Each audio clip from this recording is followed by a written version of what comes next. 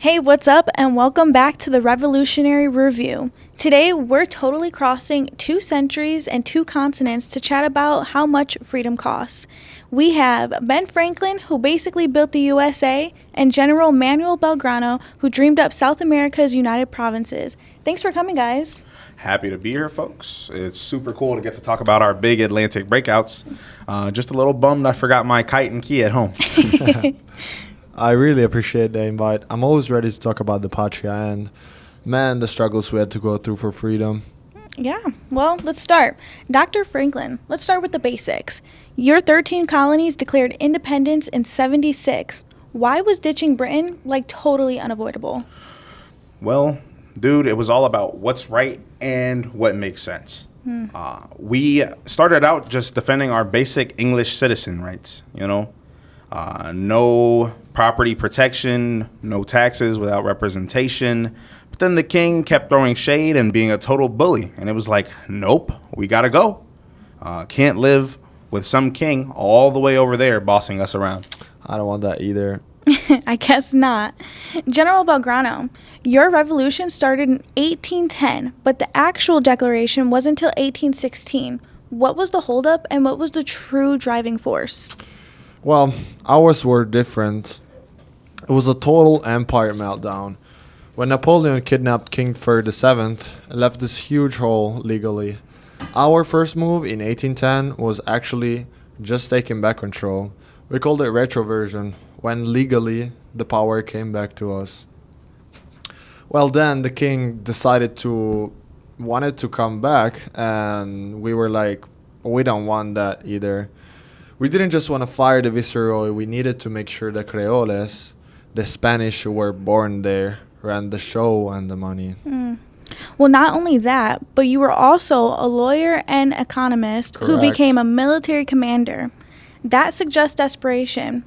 So, what was your biggest struggle military-wise? Military-wise, Spain wasn't the only bad guy, so we were fighting massive distances, constant infighting, and no cash. I was leading the army of the north, always dealing with dudes bailing, getting sick, and zero money from Buenos Aires. They were too busy thinking and arguing about who was going to be boss instead of how to crush the enemy. San Martin and I knew we had to beat Spain everywhere. That meant hiking over the Andes to Chile and Peru. We had to think big pictures to even be a nation. Yeah. And Dr. Franklin, you were posted up in Paris. That sounds like the most important fight of all. How critical was foreign support, and what was your diplomatic strategy? Talking is just fighting without shooting. Yeah. To be honest, Washington's strategy was the Fabian strategy. Super slow, smart moves, never taking any risk. My job in Paris, use the declaration to flash a signal. Help us. We just needed to convince the French king that seeing Britain lose was good for him. No French Navy, no French money, we're done. We basically pitched them the Republican dream. But it worked because it messed with Britain. Win-win. Yeah. So both revolutions spoke of universal rights, yet rich dudes led both. So Dr. Franklin, your nation's biggest screw-up, slavery, stuck around. How do you square the idea of all men are created equal with that mess? Okay, that's the biggest, most major hypocrisy. I fought that nonsense hard late in life. We laid down the Enlightenment, work for freedom, but the slave owners' money killed the execution. To get all the colonies on board, we had to compromise, which meant equality was a long-term project, not an instant drop. Total L, man, our worst That fail. sucks. Yeah. And General Belgrano, your declaration was published in Spanish, Quechua, and Aymara. Did the indigenous people and the regular folks have a better time in your fight? Well, see, we totally depended on the gauchos, which are our version of cowboys, and local fighters. We even tried to throw a bone to indigenous folks. I seriously wanted an Inca king. Come on, how cool is that? Yeah. A uniquely American monarchy.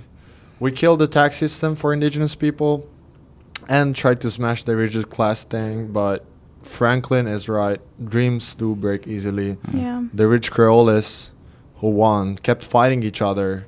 There were two main sides, the Unitarians and the Federalists, and they all forgot the promises for social change. The regular people got screwed the most. Wow. Last thought, guys. Dr. Franklin, your nation stabilized super fast. In General Belgrano, your region faced decades of drama and splitting up. Why the difference? Well, we already had hundreds of years of running our own colonial little parliaments. And basically the same law system.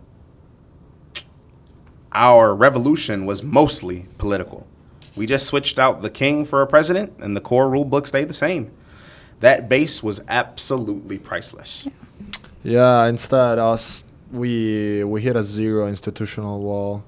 That means Spanish rule was pure dictatorship. We had no power, zero local assemblies, zero power sharing. When the viceroyalty collapsed, we had to make a government on the fly while we were still fighting. So, of course, the new country blew up into regional armies led by strongmen. The price for starting from scratch was a total disaster and chaos, man. Yeah. Wow. Super powerful stuff, guys. A big thanks for this deep dive into the massive cost of freedom. And that's a wrap for the Revolutionary Review. See you. Thanks, guys. Have a great one.